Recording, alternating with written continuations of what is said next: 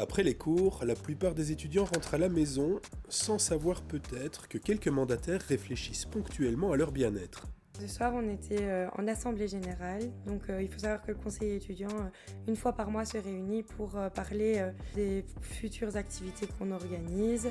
On a fait un débriefing de la manifestation qui a eu lieu jeudi dernier avec la FEF, donc la Fédération des étudiants francophones.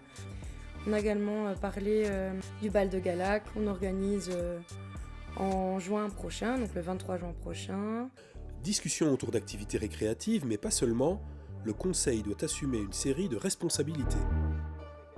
Le conseil des étudiants a une place dans toutes les instances de la haute école. Enfin, presque toutes les instances. À titre personnel, je trouve que ça me permet de faire le lien entre les différents conseils, parce que quelque chose qu'on va proposer en conseil social sera parfois discuté aussi en conseil d'administration. On a une place importante et on a une valeur légale, on est reconnu par le gouvernement pour défendre les intérêts des étudiants. Il faut savoir qu'on a une subvention annuelle pour ça. Soit environ 12 € par étudiant chaque année, une allocation à gérer en bonne mère de famille et rigoureusement contrôlée. C'est de l'argent public, donc même si on est étudiant, on ne fait pas ce qu'on veut. Le moindre centime qui sort du compte du conseil étudiant doit être justifié, on est vérifié de partout, on doit rendre des rapports d'activité, etc. On a tout un échéancier, donc ça on est vraiment super contrôlé par rapport à ça.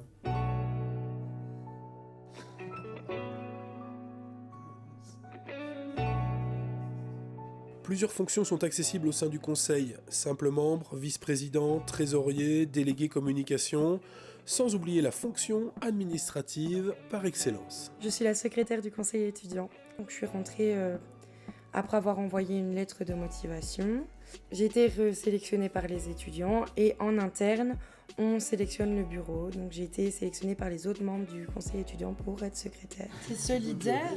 Mon poste consiste à faire les PV de réunion, les répartitions mandataires, suppléants dans les différents conseils de l'école.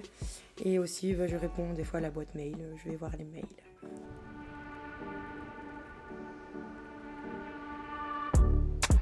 Pas mal de tâches donc, les postes à responsabilité réclament en effet un certain investissement.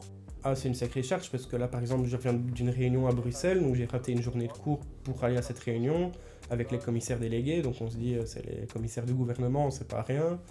Mais en même temps, ça nous apporte, enfin moi en tant que futur éduc, en tout cas, je vois le fonctionnement institutionnel d'une haute école et je me dis ça n'est que bénéfique pour moi.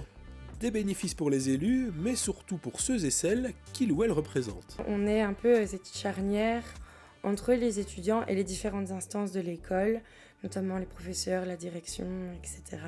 Si nous, on n'est pas là pour aller vers les étudiants, leur demander ce qui se passe et qu'on ne peut pas remonter ça à la direction, quelque part, ça va bloquer. À quelques jours des élections, c'est le moment de vous investir pour votre haute école, une expérience riche à plusieurs égards. Ça fait un plus, parce que ça montre qu'on est investi, et ça permet de voir comment fonctionne l'administration aussi. Moi je trouve ça chouette, il faut rejoindre le conseil étudiant. Venez, et au pire si ça ne vous tente pas, vous pouvez démissionner, mais c'est vraiment une chouette expérience, et puis on aide la communauté, on aide les étudiants, et on se rend compte vraiment des problèmes de la société, et aussi de ce qui va bien.